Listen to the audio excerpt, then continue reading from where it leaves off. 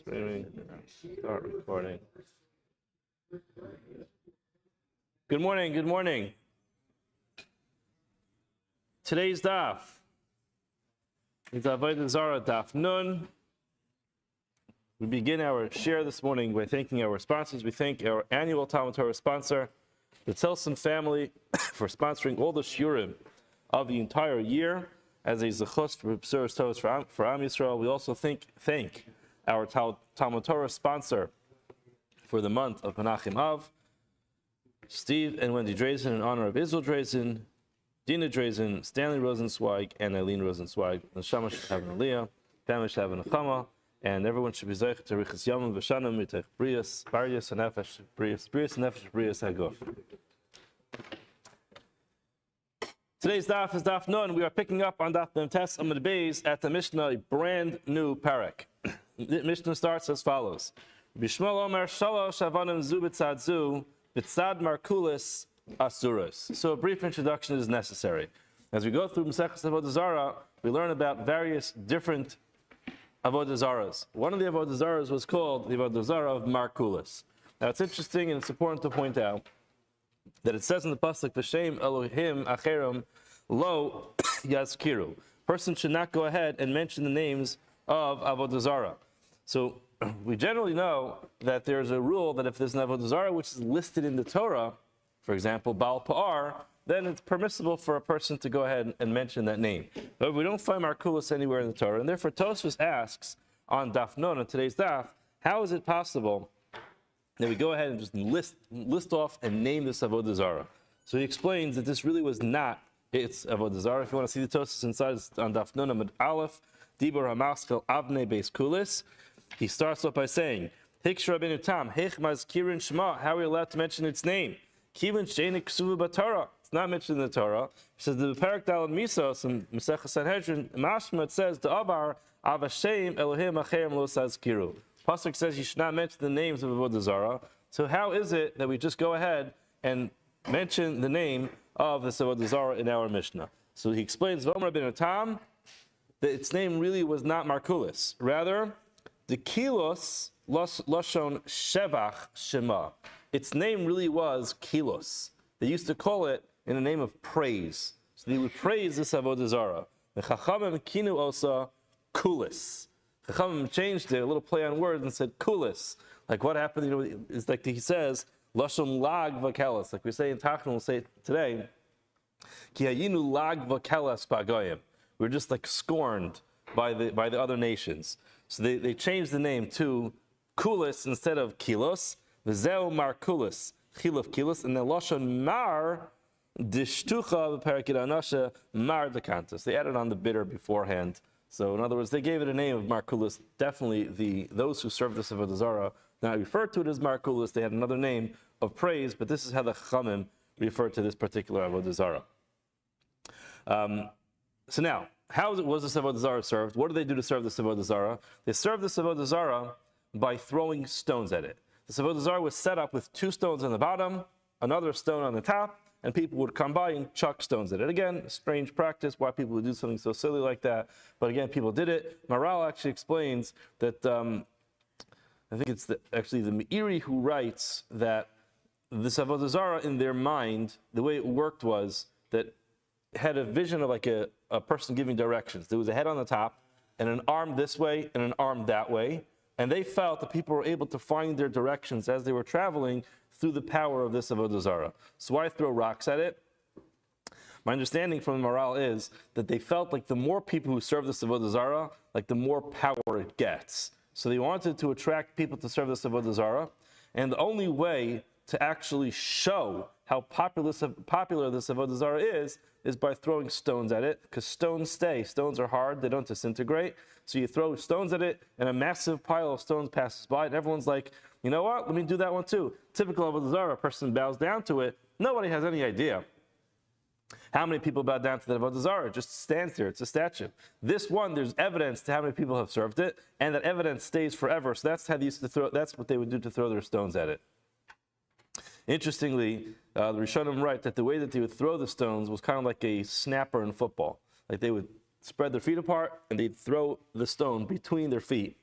they would, maybe that's where the snappers got it from. I always wondered why they have to throw it that way. But either way, that's what that's how they served the Avoda Zara. They would throw it between their feet, behind them, and they would serve Avoda Zara and would stay there forever. Now, Yishmael says, Shalosh Avadim Zu B'Tzad, if you had 3 stones next to each other. So again, not set up like the Markulis, which is 2 stones next to each other and 1 on top. Rather, 3 stones next to each other.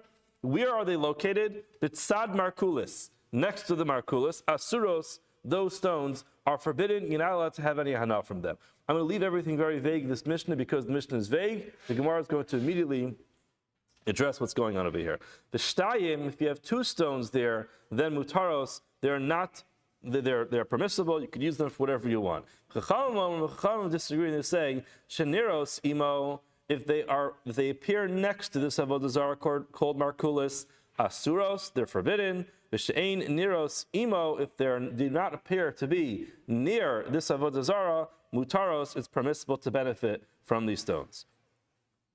So now, even before the Gemara asked the question, the obvious point is the Chachamim make a lot of sense. The Chachamim make sense. Why? Because if there are stones near the Avodah Zara of Markulis, what is going to be your conclusion? One of 2 things. Either these stones fell off of the actual Avodah Zara of Markulis, or these stones were used to throw out Markulis. In either way, if they fell off of Markulis, so then it's Shivrei Avodah Zara, and Shivrei Avodah Zara, we'll see soon, but again, if you remember, people serve shvarim, so therefore it makes sense. So what's the qualification of which stones would be usher? The ones that look like they came from the Avodah Zara, they'll be usher. There's something else called takrovis Avodah Zara, which we're going to analyze today as well, which is not the actual Avodah Zara, but the tool that's used to serve the Avodah Zara. So in this case, the actual Avodah Zara is the structure of Markulis. The tool that's used to serve the Avodah Zara are the stones that are being thrown at it. So either way, it's going to be a problem.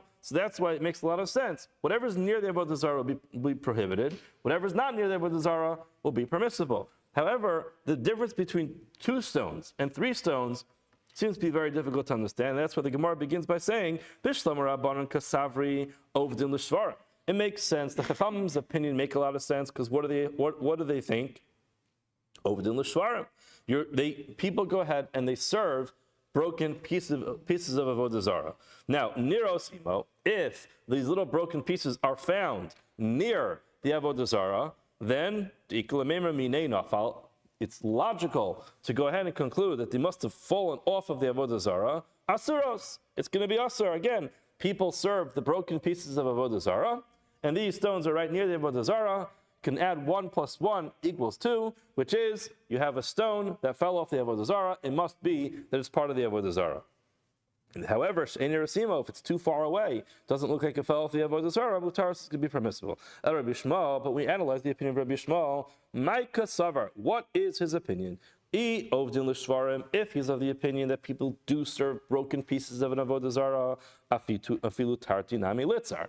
Even if there are only 2 stones, there's no reason to permit it. It should be an usher as well. 2 stones are just as forbidden as 1 stone or 3 stones.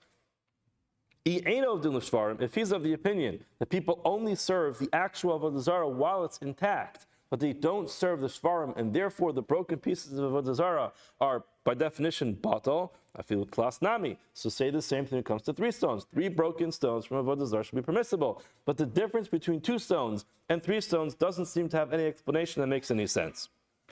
It would seem at this point in time that the only qualifying factor would be, do you believe that people serve broken pieces of Avodah Zara? If the answer to that is yes, then everything that's near the Avodah Zara should be a problem. If the answer to that is no, then everything near the Avodah Zara should be okay. It should make no difference if it's 2 or if it's 3. The Gemara says, Amar Rav Yitzchak bar Yosef, Amar Rabbi Yochanan. Rav Yitzchak bar Yosef said in the name of Rabbi Yochanan that no, you misunderstood what's going on here.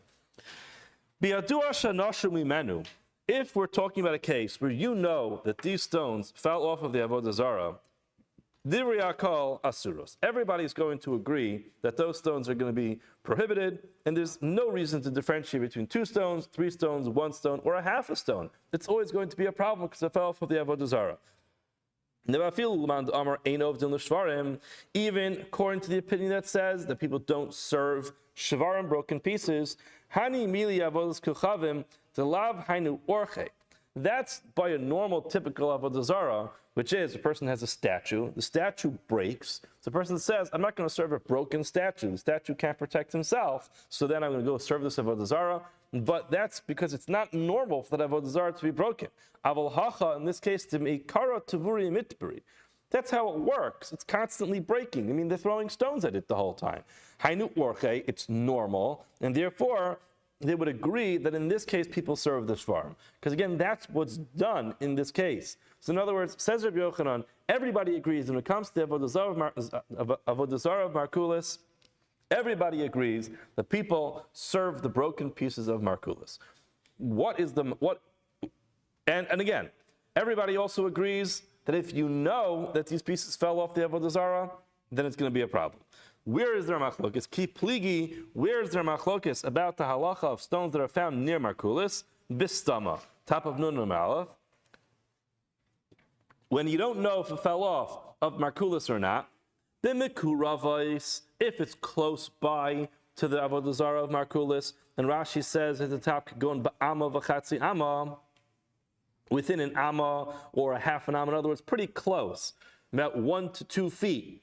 If it's that close, so you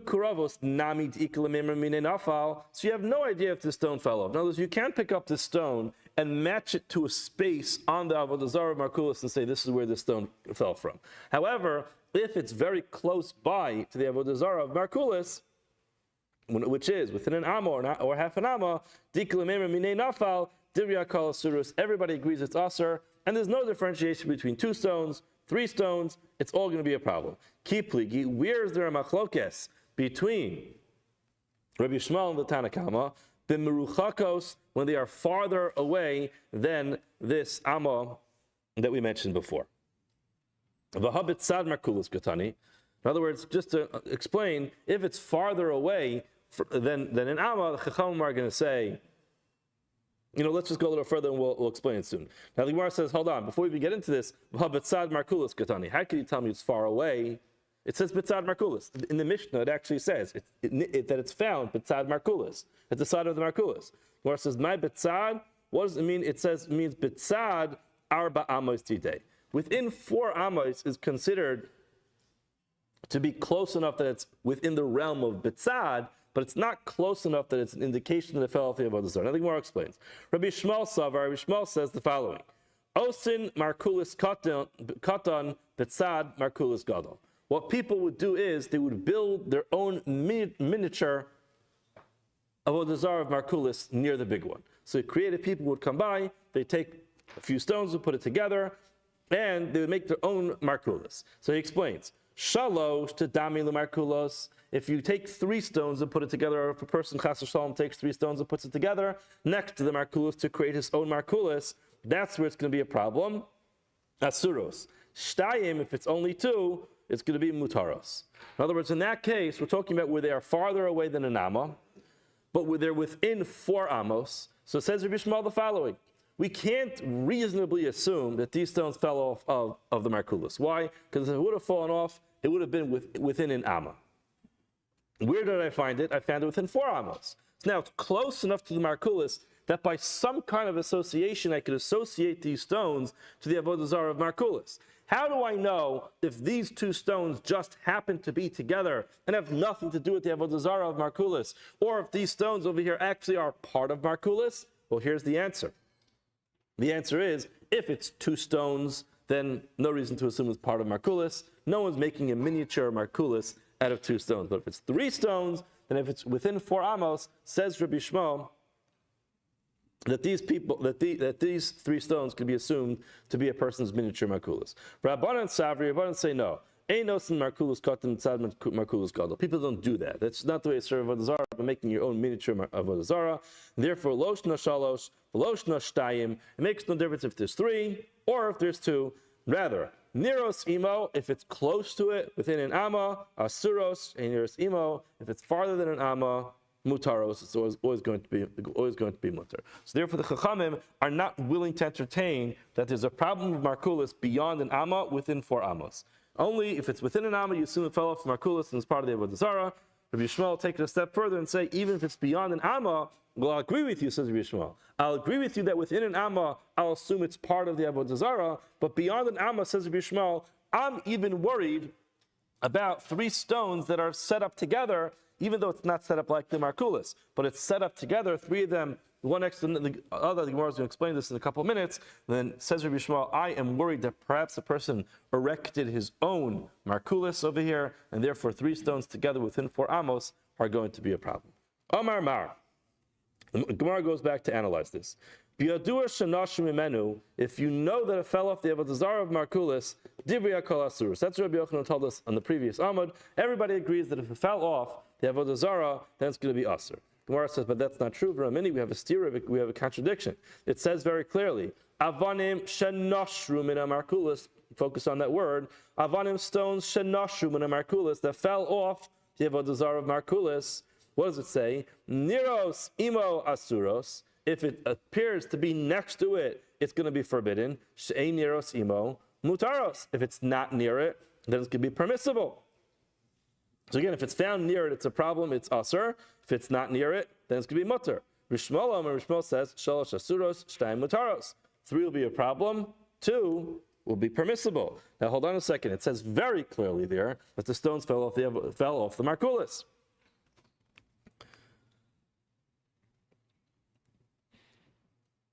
Gemara says, Amarava lo tema shanashru. Rabbi says, don't use the word nashru. It must be a mistake. Rather, ela ema shenimtzu. In other words, the term that was used in that brisa, it says avoda shanashru, it can't be. In other words, it's impossible to assume that anybody thinks that stones that fell off the Markulis are going to be permissible. That's just not reasonable. Therefore, what is it? What do we say? We say avonim shenimtzu, stones that were found in such a case. Then we're going to have the machlokes. But again, and it's subject to how we just explained it before. Where it says Vatanya, we learned in a brisa, Rishmal Omer, Rishmal says, Shtayim betfisalo asuros. If you have 2 stones that are within the grasp of the Avoda Zara of Markulos, it's going to be asur. Shalosh, if you have 3 afilu b'meruchakos, even if they're far away, asuros, it's going to be asur. So if you look at Rashi, Rashi explains, V'tanya Rishmal Omer Shtayim B'tfisalo, V'stam Tfisa Dalad Amos V'katani Asuros.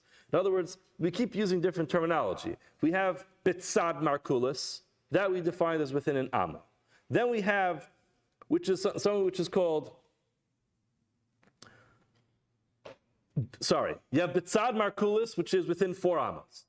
Then you have Mikuravos, which is within an Amma. And we differentiate between within an amma and 4 ammas. Now we find another term, which is bitfisalo. What's bitfisalo? So Rashi says tfisalo seems to be similar to bitzad, which is 4 amos. But again, we just got finished explaining that if it's beyond an amma, up to 4 amos, that's where Rabbi Yishmael says 2 is okay and 3 is a problem. But here we have something very interesting. Vatanya, Yishmael Omer Shtayim, if you have 2 stones, bitfisalo, within the grasp of Markulis, which is 4 amos, asuros.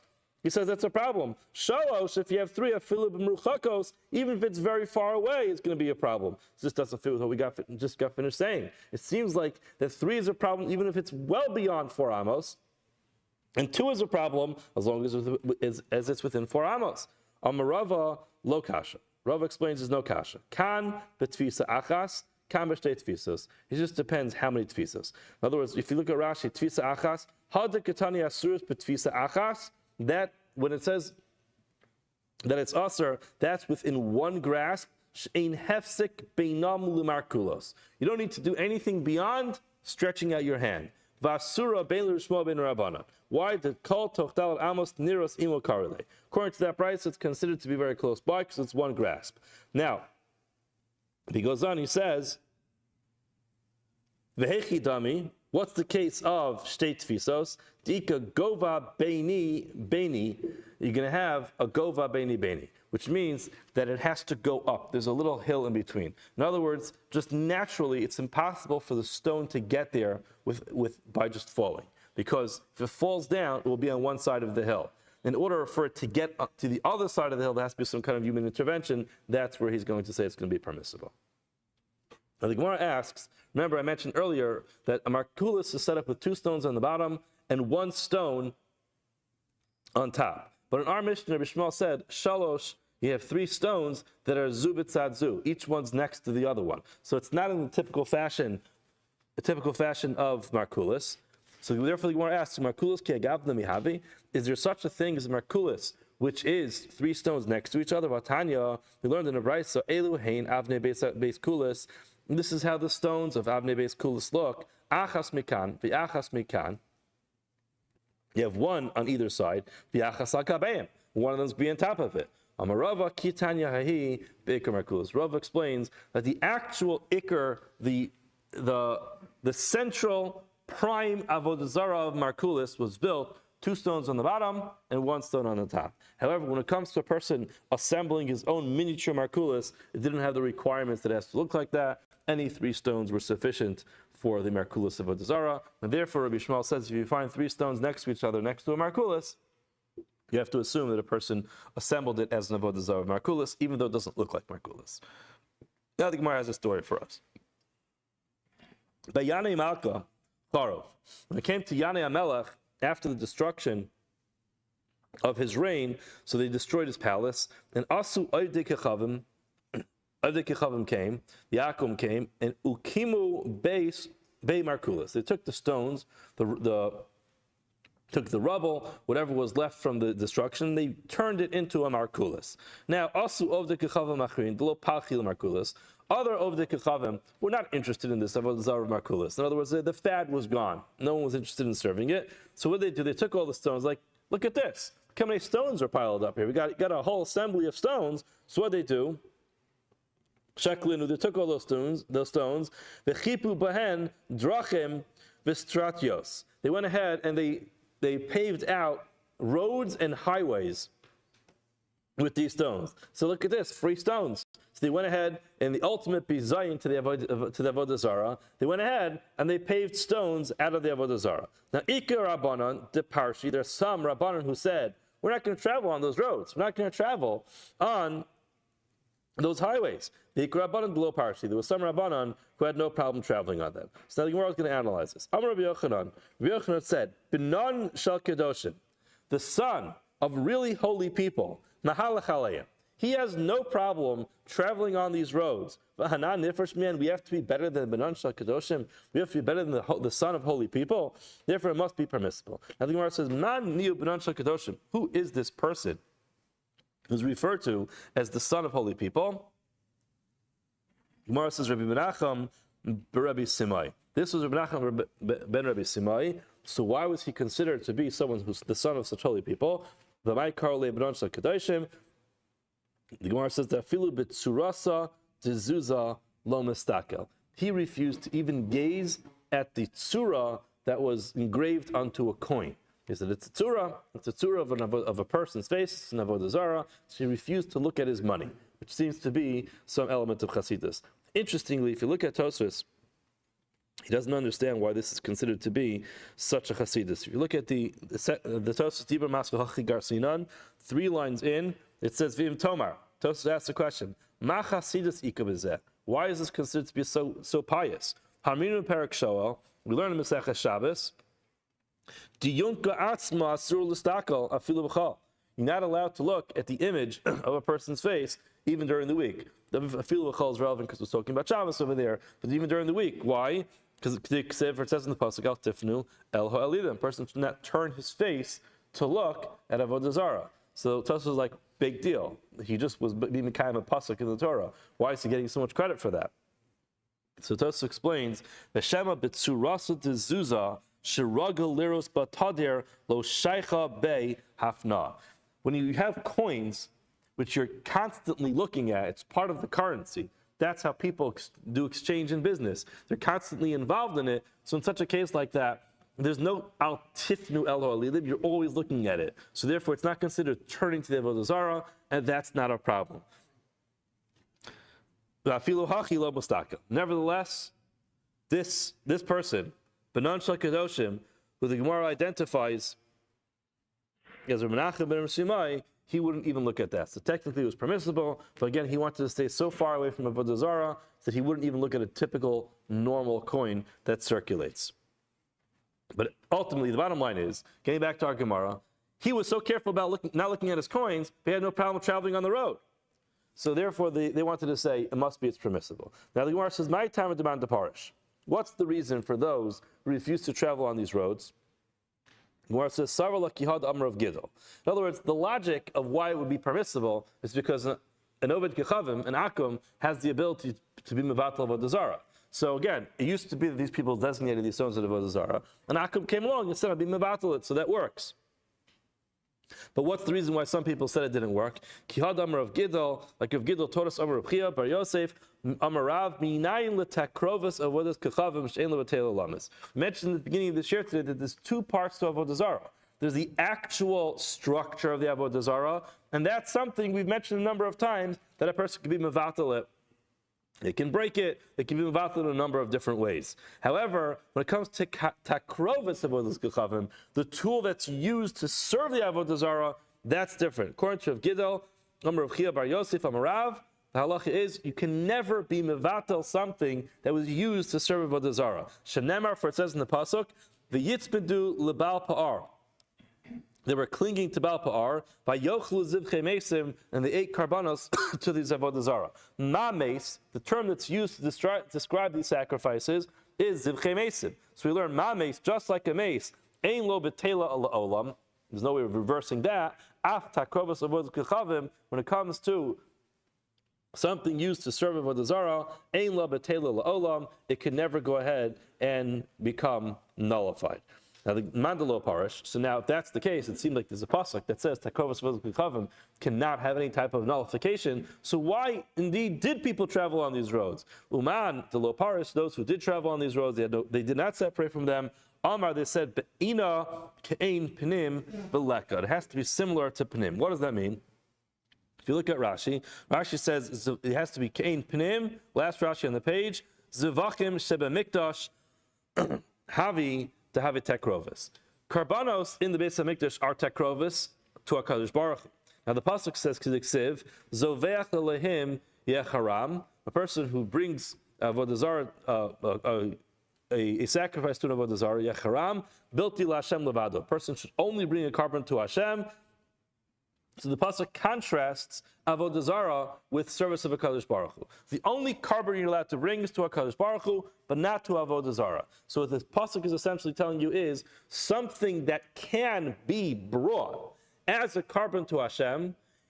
If chalila is brought as avodah zara, that's takrovas avodas kechavim and can never be reversed. But it has to have the qualifying factor that it can be brought as a carbon to HaKadosh Baruch Hu, to a sacrifice to Hashem. There's no way to bring a stone to HaKadosh Baruch Hu. There's no way to bring a stone carbon to HaKadosh Baruch Hu. And therefore, even though Rav Gidol's right in saying that takrovas avodas kechavim cannot be reversed, that's only true when it comes to takrovas avodas kechavim that technically could have been brought as a carbon to Hashem. But a stone is something which can't be brought as any type of sacrifice to HaKadosh Baruch Hu, and therefore, even though it's usher, and even though it's definitely a violation of Avodah Zarah to go ahead and do that, nevertheless, this particular detail, that it can't be reversed, is not going to be true by it. And therefore, they said you're allowed to go ahead and travel on these roads, because by erecting them, or I should say, lying them out as roads, is mevatel their markulis status. Amar of Yosef. Yosef said, Amar of Yosef bar Abba, Yosef bar Abba told us the following. Ikla Rabba bar Yirmiyah la'asrin. Rabba bar Yirmiyah made the trip to our land. V'asa, he arrived. V'aisi masnisa v'yadeh. He brought with him a Mishnah. What did the Mishnah say? Mishnah said, Oved Kechavim, an Akum, Shehevi Avonim and a Markulis. He brought stones from the Avodah Zarah of Markulis. V'chipa bahen derachim. He used them to lay out roads. The stratios, it says tartios, but it's stratios. It comes from the terminology of stratiu platia. We have in Masechah Shabbos. It means a highway. The stratios, mutaros. You're allowed to travel on those roads. However, Yisrael shehevi avodim in Markulis. If a Yisrael, if a Yid brought those stones from the Markulis, and he did exactly the same thing, the chipa ben drachim the stratios, and he went ahead and he laid out the roads and the highways. Asuros, you can't use it. Why? Because Yisrael Yid does not have the ability to be mevatel avodah zarah. We ended off with an interesting line. V'les nagar, v'lo bar nagar, which literally means there's no carpenter or the son of a carpenter. However, in this context, it means there's no chacham ben chacham. There's no wise person or the son of a wise person, the Afrakine, who could explain this. Now, he didn't explain what the problem is. He just told us the following. If an Akum brings stones from Arkulis and makes roads, it's okay, you can travel on them. If Yisrael brings these stones and from Arkulis and makes roads, you can't travel on them. And he said, I have a major problem with this, and nobody, absolutely nobody can figure out how to answer it. Amar Rav Sheshes came over to him and said, Ana lo nagar, lo bar nagar. I'm not a particular Talmud Chacham. I'm not a very big Talmud Chacham. I'm definitely not a carpenter. And however, lo bar nagar ana, uparikna, and I have no problem answering this. In other words, uparikna, I can answer this for you. My kashale, what's your problem? What was bothering you about this? What was bothering you about this was Rav Gidol. In other words, it must be that the point that was bothering you was that Rav Gidol said, Takovas avodas kechavim cannot become batal. That must have been what's bothering you. Okay, that's your problem? Should have learned the previous Amud.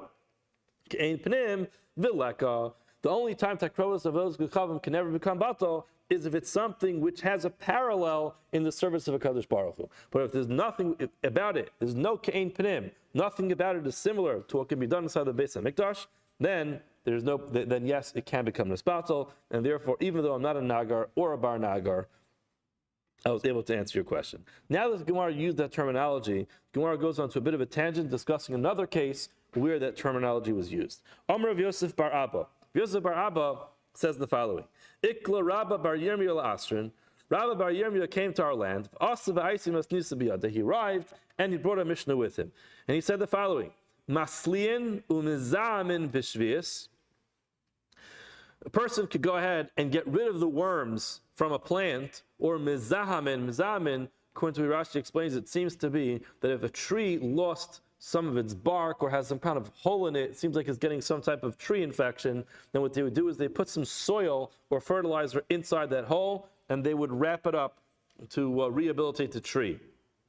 So he says, Masliin, you could take away worms, or I guess to use some type of insecticide, or Mizamin to do this kind of treatment to the tree to repair it. B'shvius, you even let it do that during Shemitah. The Ein Masliin and Mizamin b'moed. You can't do these two things of getting rid of the worms or fixing the damage, the infection on the tree, b'mayit on chalamayit. Again, on Yom Tov is not a question. But here we're talking about chalamayit, in Isra Malach and chalamayit as well.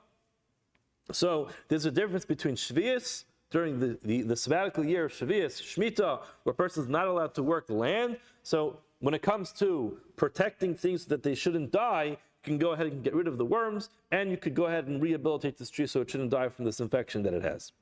However, you can't do that in chalamayit. Kan v'kan, whether it's shvius or it is chalamayid, ein migazmin, you can't prune it. However, v'sachen shemen ligazum, you're allowed to smear oil on a tree that was pruned beforehand.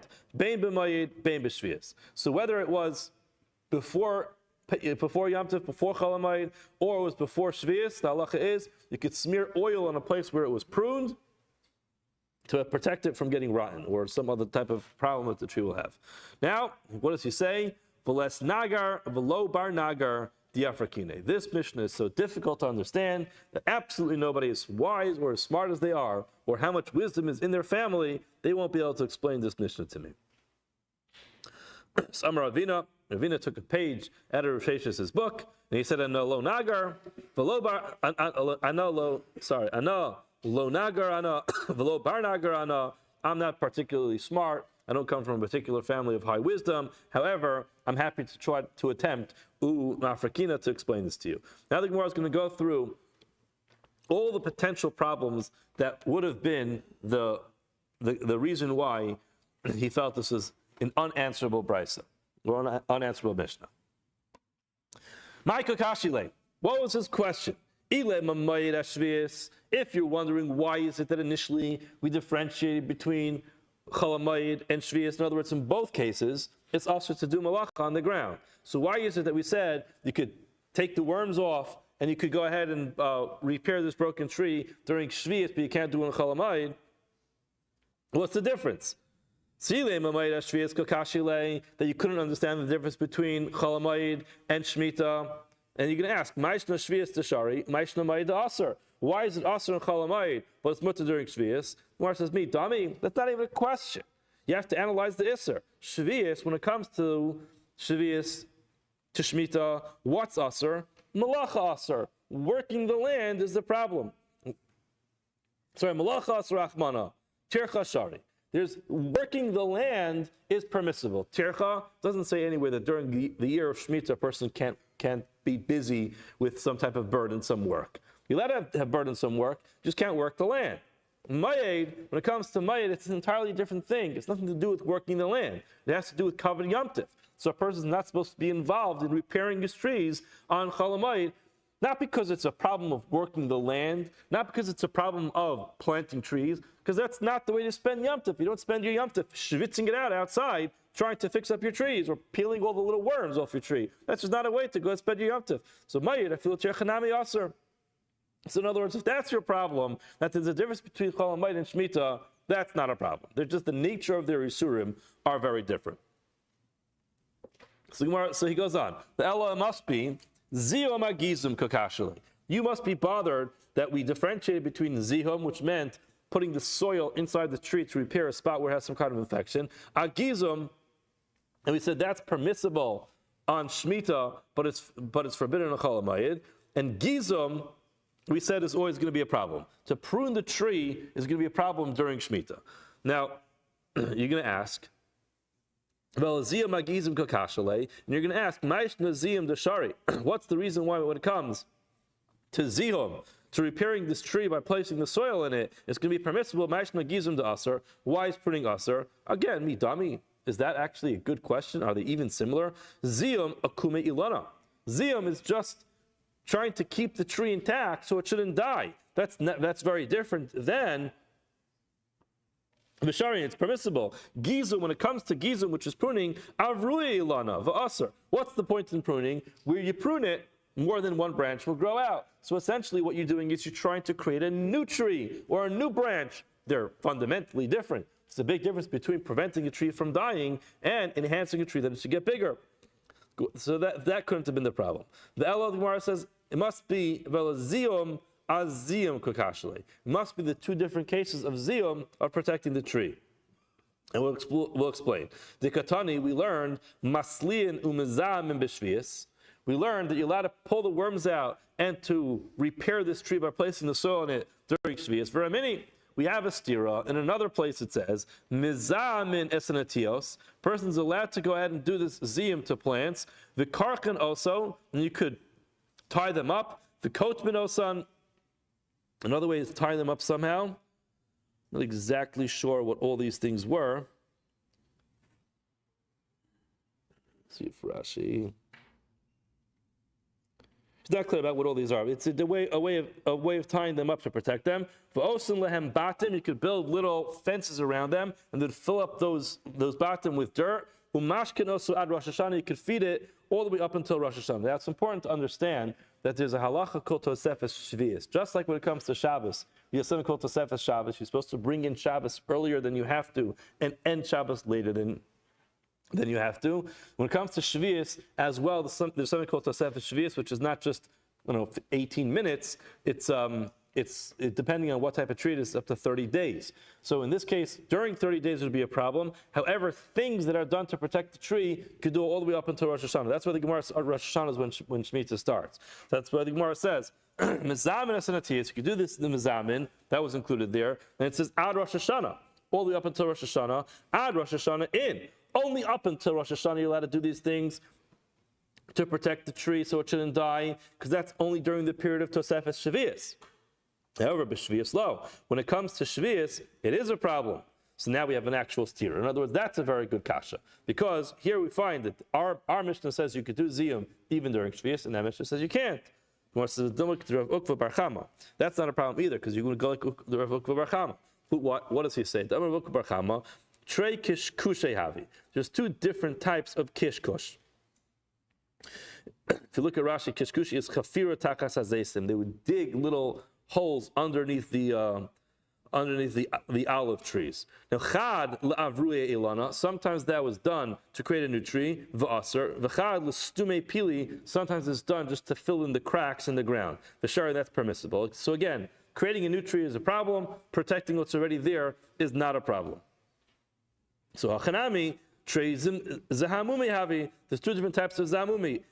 Chad l'kume ilani. One of them is to protect a tree that it shouldn't die. V'shari, that's permissible. V'chad la'avruye ilana. One is done to create a new tree. V'asr, and that's going to be a problem. In other words, so again, we don't have a problem. Just because in one brayso it says that the ziyum is permissible, in one brayso says the ziyum is prohibited, that's not a contradiction. It's just talking about two different things. In one time, what you're trying to do is protect the tree or the plant that shouldn't die. Another place, you're trying to actually create a new one. So the Gemara says, "Ela sicha sicha kakashle." It must be it's the sicha. What was sicha? Just to remind us, sicha is after you prune it. After you prune it, people would smear oil on the area where it was pruned. It's like this will stay moist, and there will be no issue of the tree being damaged as a result of the pruning. Now, what's going to be the problem? The Katani, we learned in our Mishnah, Sachin Shemin Legazum, a person's allowed to smear oil to an area where it was pruned. Bein b'moed, bein b'shvius, whether this is on Chol HaMoed or if it is during Shvius. Varaminu, we have a stira, we have a contradiction. It says clearly, Sachin esapagin, person could smear oil on figs, umenakvinik, make holes in them, umefatminosan, and you can fatten them up. I guess you'd put some type of fertilizer there to fatten them up. Ad Rosh Hashanah, until Rosh Hashanah, the same idea. During the period of Tosefes Shvius, they added on time to Shemitah.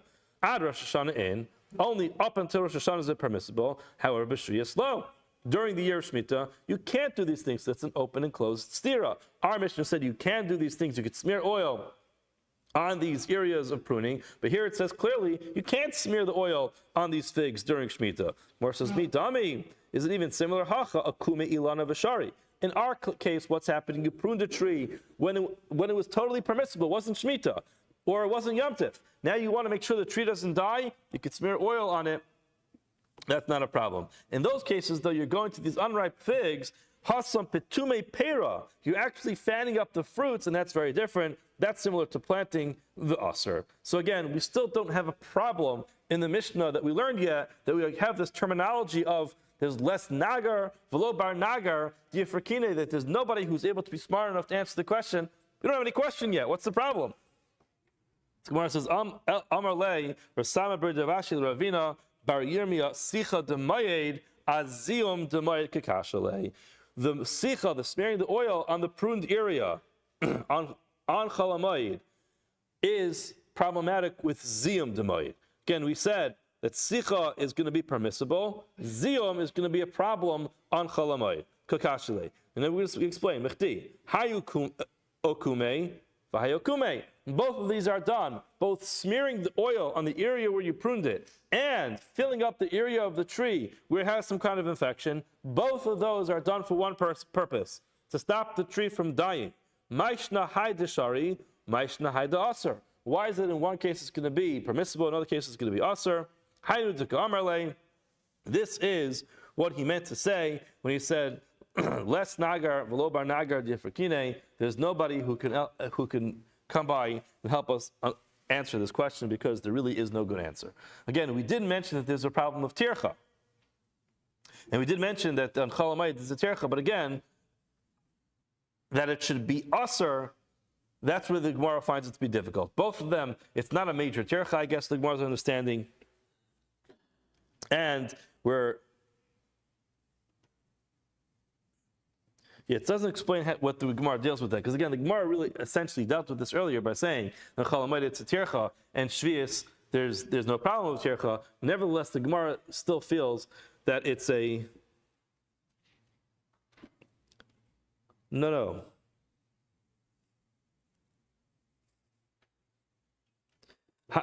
Again, both of them are mayit. I'm mixing it up. Both of them are mayit. In other words, both of them are mayit. So I'm sorry, that was incorrect. Both of them are mayed, so they should be exactly the same.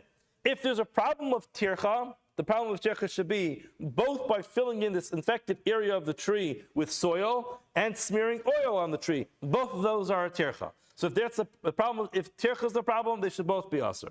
What's the other suggestion? It's that it's a problem of planting something. Well, you're not planting, you're just trying to stop the tree from dying. If it's permissible to smear oil on it to stop the tree from dying, I should be able to put some soil on it to stop the tree from dying, and there's really no good answer to that question, and that's why he said, "Les nagar v'lo bar nagar." Nobody can come with a good answer to that question. We'll stop here for today.